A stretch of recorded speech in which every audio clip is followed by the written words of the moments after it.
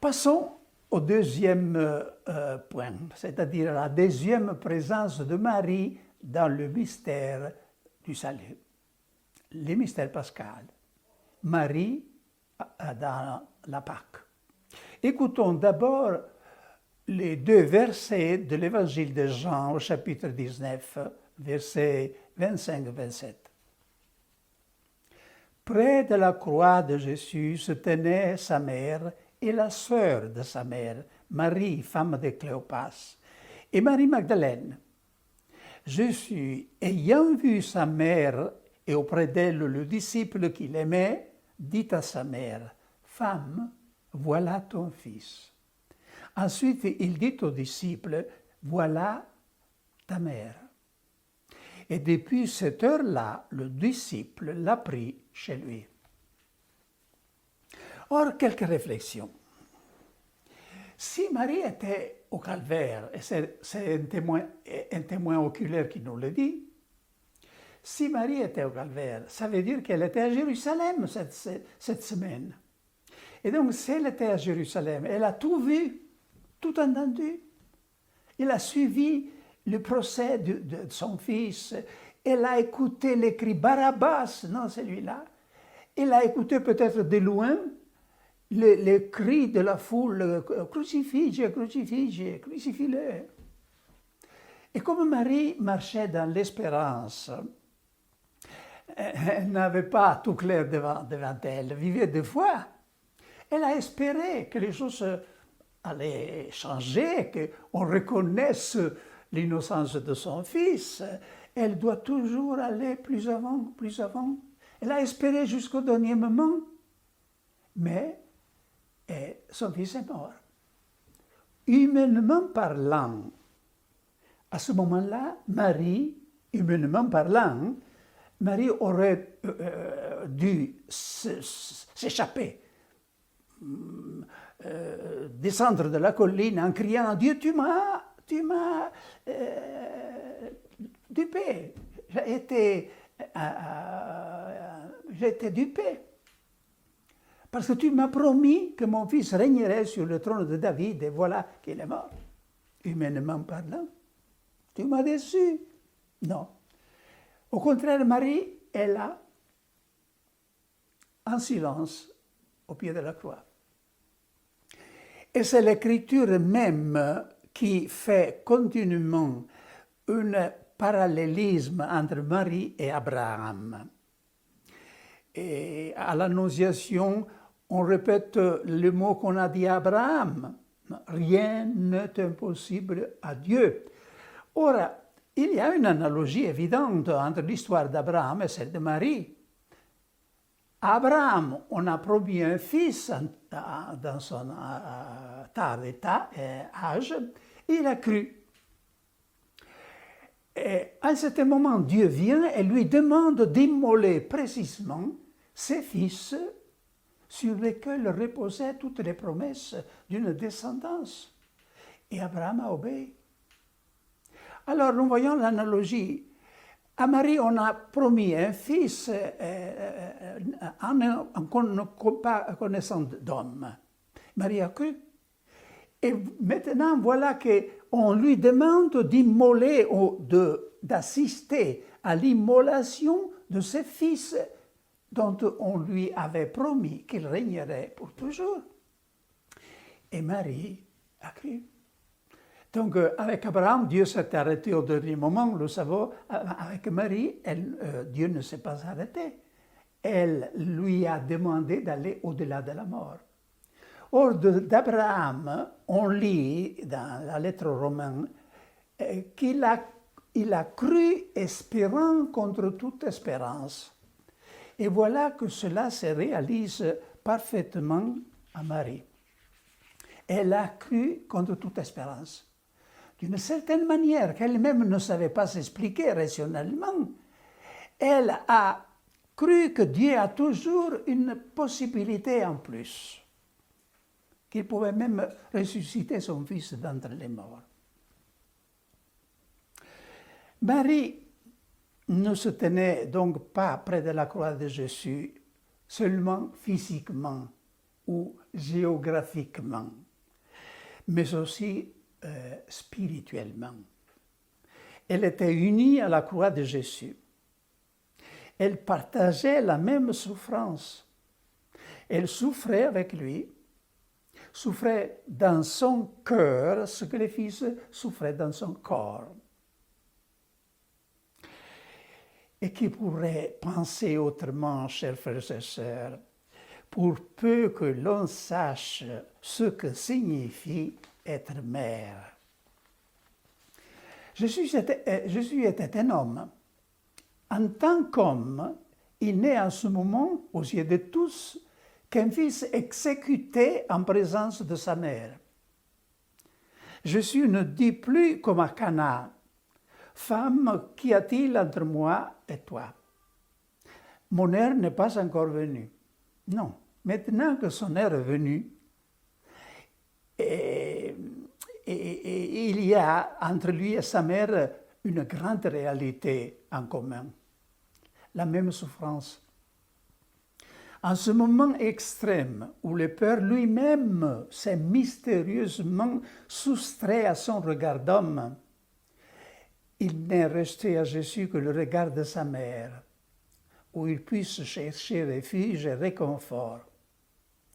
Dédaignera-t-il cette présence, ce réconfort maternel, celui qui, au Gethsémani, demanda à ses 3 disciples « Demeurez ici et veillez avec moi ». Mais nous devons faire un pas en avant ici. Nous devons élargir un peu notre horizon, parce que le mystère pascal ne consiste pas seulement dans la mort. Pour Saint Jean, qui nous relate l'épisode, la croix n'est pas seulement le moment de la mort de Jésus, mais aussi de sa glorification, de son triomphe. La résurrection y est déjà présente et opérante dans le signe de l'Esprit qui se repent de la croix du Christ. Sur le calvaire, pourtant, Marie n'a pas partagé seulement la mort de son Fils, mais aussi les prémices de sa résurrection. Sur le calvaire, Marie, donc, n'est pas seulement la mère des douleurs, mais aussi la mère de l'espérance. Mater Spei, comme l'invoque un hymne de l'Église.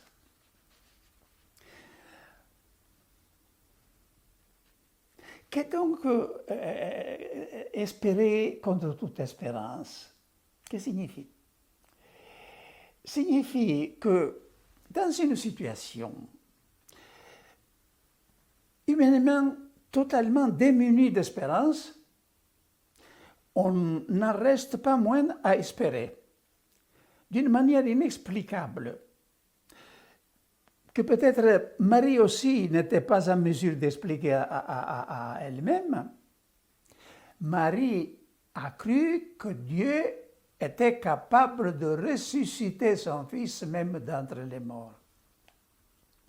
Un texte du Vatican II mentionne cette présence de Marie sur la croix comme un élément déterminant de sa vocation maternelle.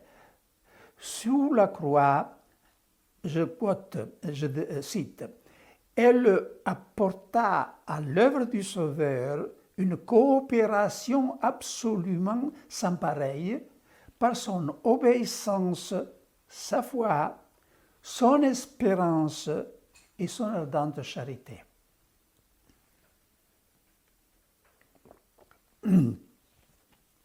Venons-en à l'Église, c'est-à-dire à nous-mêmes. Comme elle fut près de son Fils crucifié, l'Église est appelée à se tenir proche des crucifiés d'aujourd'hui, les pauvres, ceux qui souffrent, les humiliés, les opprimés. Et comment l'Église accomplira-t-elle cette mission? En espérant, comme Marie. Il ne suffit pas de compatir à leurs peines, ni même de chercher à les alléger. C'est trop peu. Quiconque peut le faire, même celui qui ignore la résurrection. L'Église doit apporter l'espérance en proclamant que la souffrance n'a pas le dernier mot, n'est pas absurde, parce qu'il y aura une résurrection d'entre les morts.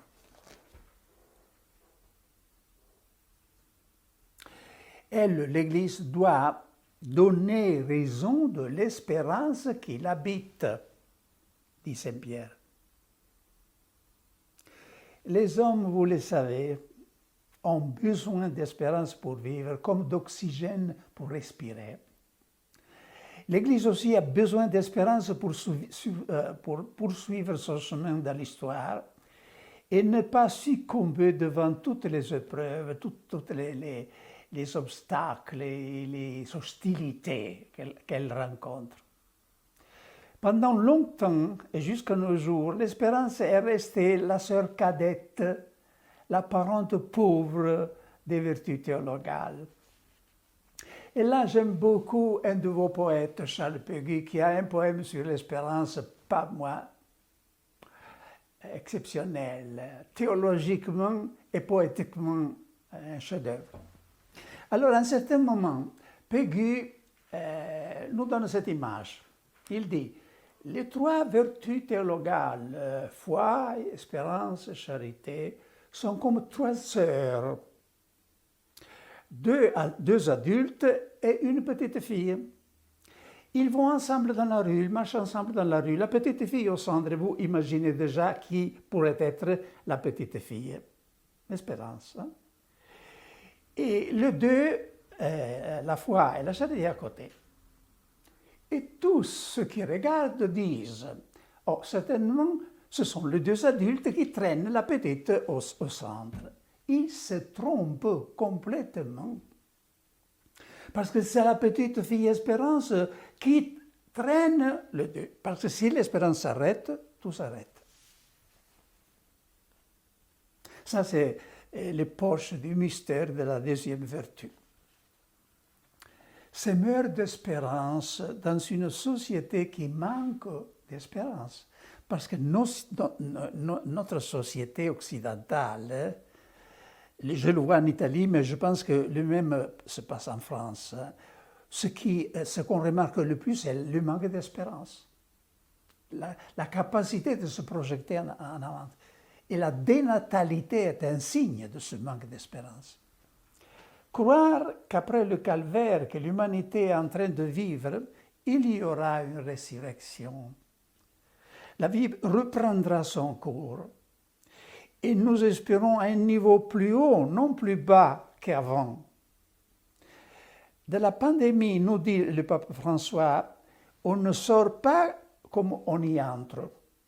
On sort meilleur ou pire qu'auparavant. À nous la volonté d'en sortir meilleur, avec plus de foi, plus de solidarité avec les prochains, plus d'humanité. Et j'y dirais aussi avec une sagesse qui nous permet de voir les choses dans l'histoire, dans leur relativité. Nous sommes tous destinés à mourir. Il faudrait que les gens se rappellent qu'elles sont mortelles. Donc la pandémie, c'est une occasion d'une grande sagesse pour les hommes.